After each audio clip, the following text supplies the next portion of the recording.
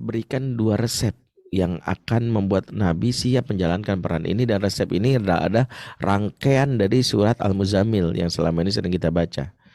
Apa resepnya? Qumil laila illa qalila nisfahu aw inqus minhu qalila aw zid alaihi warattilil qur'ana tartila. Perhatikan, bangunlah engkau tengah malam, ya, sedikit ataupun kurang daripadanya. Satu, bangun tengah malam. Qiyamul lail. Nabi sudah dipersiapkan. Bangunlah engkau tengah malam. Engkau akan menghadapi sesuatu yang berat. Engkau charge energimu untuk bangun tengah malam. Warotilil Qur'ana tartila, dan bacakanlah Quran dengan tartil. 2 resep penguat di masa-masa di mana Rasul jadi minoritas yang kesulitan mengkondisikan lingkungannya. Bangun tengah malam. Yang kedua, tilawatil Quran. Kebayang nggak? Salah satu kelemahan ortu era digital ini, era ortu zaman now ini adalah kalau kajian parenting sekarang lagi mewabah, semangat banget. Seminar duduk paling depan, kalau webinar pertama kali dia join Zoom, ya, dia paling awal gitu ya. Buku-buku parenting manapun dia baca, dia beli, mahal nggak ada masalah gitu ya. Bahkan tiket-tiket parenting yang workshop kelas berbayar pun dia ikuti. Tapi sholat malamnya males, tilawah Quran nggak pernah, ambiar istilahnya. Para apa namanya itu Didi Kempot, ambiar. Ambiar itu apa? Hancur. Karena kita tidak merasa bersalah ketika kita tidak memperkuat spiritualitas kita. Makanya pertanyaan-pertanyaan kita ini selalu hal-hal teknis tapi lupa yang non teknis. Gimana Ustaz? Nah, saya periksa dulu ya. Kadang-kadang ini luput, bahkan di saat di antara ceramah-ceramah psikolog hal kayak gini seringkali luput gitu ya.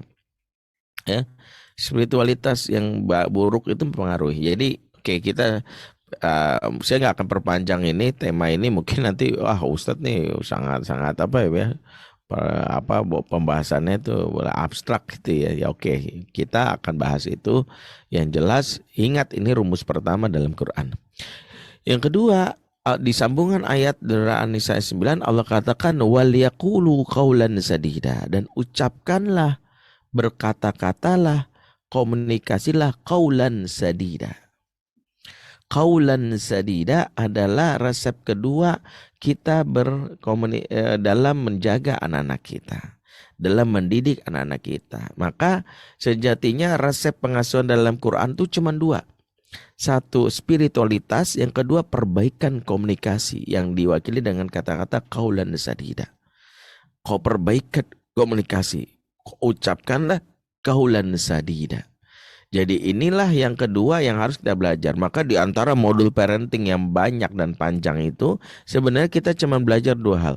Belajar tentang memperbaiki spiritualitas kita. Yang kedua, belajar memperbaiki pola komunikasi kita.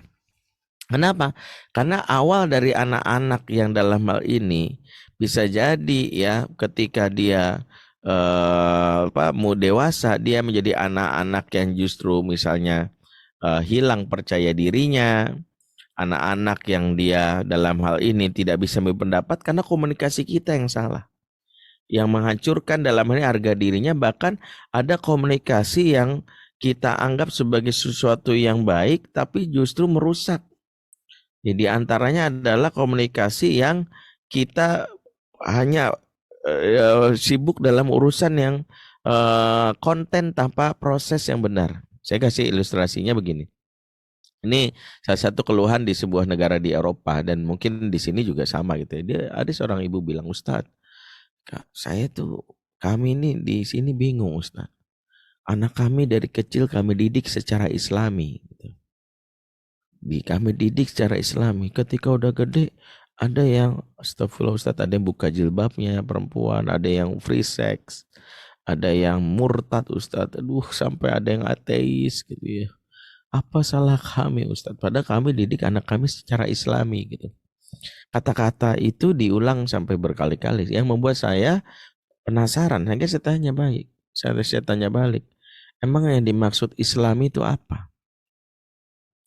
Kemudian dia bilang, ya kami didik anak kami ya baca Quran, sholat, pakai hijab, ya busana muslimah. Ya iya saya tahu, tapi maksud saya tanya balik, caranya gimana? Ya pokoknya caranya kami perkenalkan dia kecil Ustadz gitu. Akhirnya saya bikin sederhana. Gini aja deh. Saya akan jawab beberapa pertanyaan. Ibu jawab aja pernah, sering atau nggak pernah gitu. Ibu pernah teriak-teriak nggak di depan anak? Pernah Ustadz ya. Pernah apa sering? Saya bilang.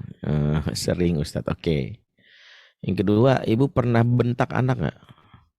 Oh iya Ustadz, sama Ustadz, sering juga. Oke. Yang ketiga, pernah mencubit anak? Eh, Jarang sih Ustadz. Tapi pernah kan? Pernah. Oke. Yang keempat, pernah membuat anak menangis karena mungkin ibu menghukumnya? Iya Ustadz, itu mah udah sering. Itulah yang gak islami. Itu gak islami saya bilang.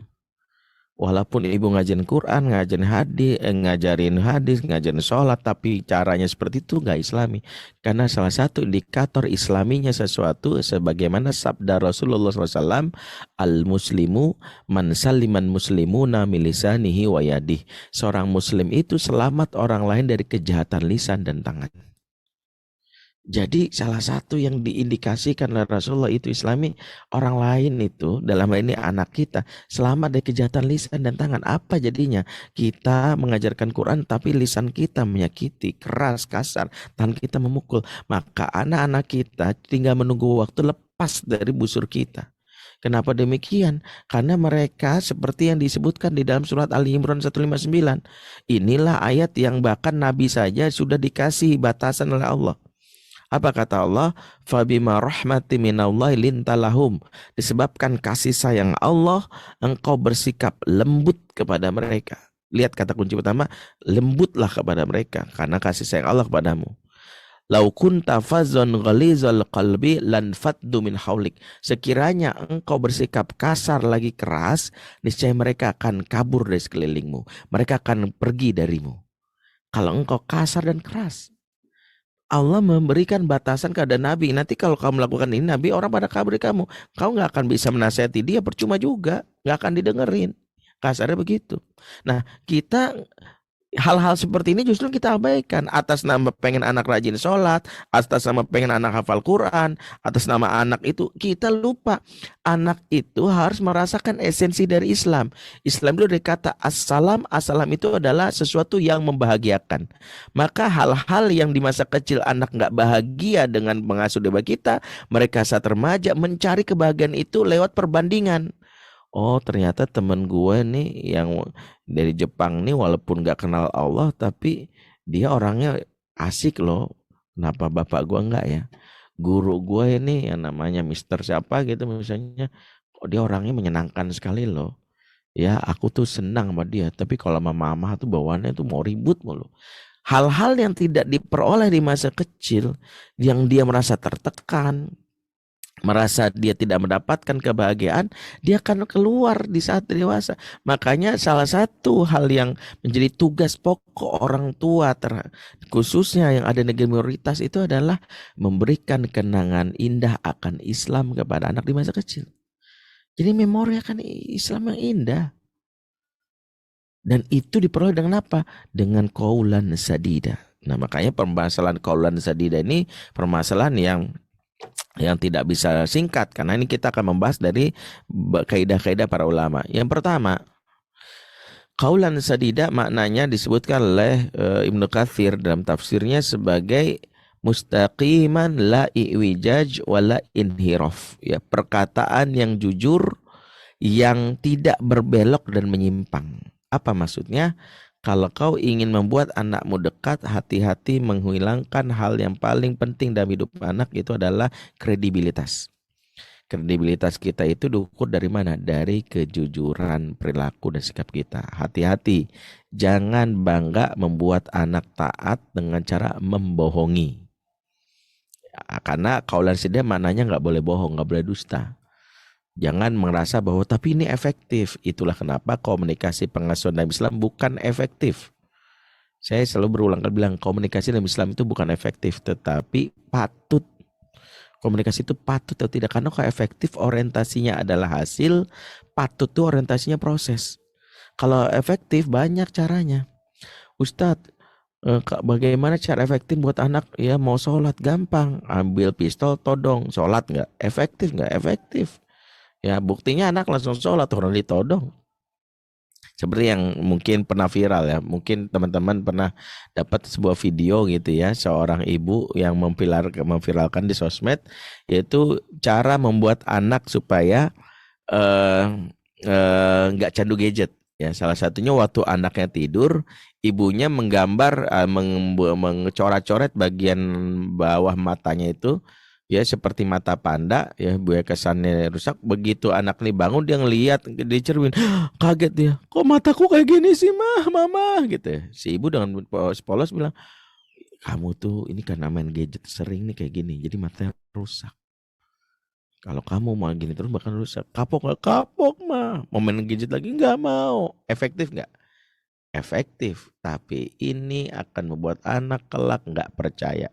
Karena efektif dengan kedustaan akan membuat hilang kredibilitas. Nanti kalau anak udah gede akan bilang, nyata mama gue tukang bohong. Hati-hati mengancam, melakukan sesuatu yang justru akan membuat anak nggak percaya. Papa tukang bohong, mama tukang bohong. Karena itu kaulan sadida basic pertama adalah mulailah dari menjaga kredibilitas itu. Nabi itu didengar ucapannya bukan karena sekadar karena beliau nabi, tapi perilakunya itu al-amin. Sudah terbukti amanah, jujur, sidik. Makanya Rasul itu walaupun nabi omongannya selaras dengan perbuatannya. Walaupun Fatimah anaknya dia bilang kalau mencuri akan aku potong. Jadi nabi aja walaupun nabi dia mencontoh ada kredibilitas.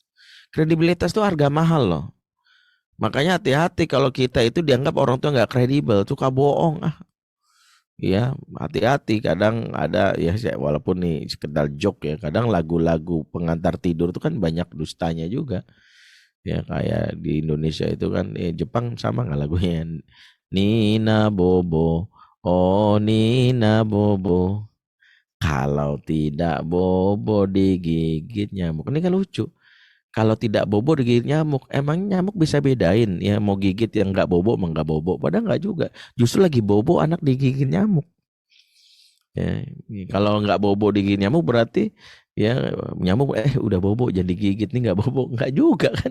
Nyamuk itu gigit ya siapa aja yang lagi bobo digigit ya. Ya kalau nggak pakai baygon gigit nyamuk gitu harusnya gitu ya. Kalau nggak pakai autan gigit nyamuk ini, kalau nggak bobo ya, kalau nggak bobo gigit nyamuk, nggak bobo juga yang bobo digigit juga gitu. Jadi kadang-kadang kita juga oh iya benar juga, hal-hal seperti ini juga harus kita perhatikan. Jadi makna pertama dari kaulan sadida itu adalah eh, perkataan yang jujur, tidak boleh membohongi. Yang kedua, kaulan sadida maknanya adalah perkataan yang disebutkan oleh Imam Al-Baghawi dalam tafsirnya as-shawab, perkataan yang tepat. Karena kata sadid itu memang lebih pas diterjemahkan dengan kata tepat. Bagaimana anak panah yang mengenai sasaran sebut sadid. Doanya Rasul kepada Sa'ad bin Abi Waqqas apa? Allahumma saddid romaitahu wa ajib dakwatahu. Ya Allah, tepatkanlah anak panahnya dan kabulkanlah doanya. Kata sadid mana tepat. Seperti anak panah mengenai sasarannya. Makanya kalau komunikasi sama anak kita, kita harus tepat nih. Karena tepat berarti kita harus kenali anak kita ini siapa dengan karakteristik yang beragam ini. Minimal ada 4 yang harus kita kenali dari anak kita agar tepat, supaya nggak salah sasaran. Yang pertama adalah tepat secara usia. Tepat secara usia. Anak-anak kita tumbuh kembangnya itu berbeda-beda. Setiap usia dari kalau dalam kajian Islam tuh ada yang disebut 0 sampai 2 itu fase haldonah atau hamil warodhoah. Kemudian setelah lewat 2 tahun ada disebut tufulah sogiroh. Kemudian nanti ada fase tufulah kabiroh, ya, yaitu fase tamyiz disebut tufulah kabiroh, ke fase pratami disebut tufulah sogiroh. Fase tamyiz sendiri itu memiliki ciri-ciri. Kemudian setelah itu ada disebut balik dan terakhir adalah rusda. Itu ada beberapa karakter. Nah, kita harus bedain kalau anak TK perilaku kita gimana. Misalnya gini, anak-anak itu kalau TK senang ortu yang atraktif, ortu yang demonstratif. Makanya jangan sampai anak-anak itu lebih tertarik kepada Dora yang atraktif daripada kita yang kaku kayak kanabu kering gitu. Itu membuat anak nggak nyaman. Makanya kalau anak-anak TK masih mungkin pakai pendekatan yang tepuk lagu. Beda nanti kalau anak sudah remaja, jangan disamain. Kadang kita sama. Kalau anak TK itu perilakunya masih demonstratif, tangan ke atas, tangan ke samping, tangan ke depan, duduk yang rapi, hore. Itu kan anak TK.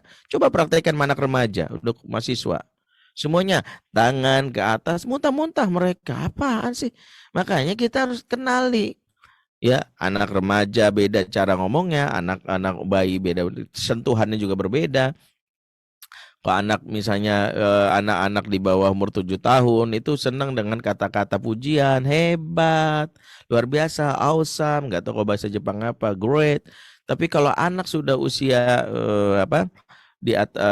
usia-usia remaja, dia lebih senang dengan apresiasi. Apa bedanya pujian dan apresiasi? Kalau apresiasi menyebutkan proses. Masya Allah, abang membawa minuman, abang bangun dari sebelum subuh, kemudian berangkat ke masjid dan gak tidur lagi. Masya Allah. Jadi orang tuanya menyebutkan proses, membuat sang anak merasa, Masya Allah ya, orang tua tahulah proses aku melakukan ini. Abang ngerjain ini seharian ya bang, ya belum selesai. Luar biasa. Itu lebih disukai. Kalau anak kecil enggak. Kalau anak kecil itu lebih senang, hebat anak bunda nih. Ayah pintar sekali anak ayah nih. Seperti itu. Secara usia beda, berarti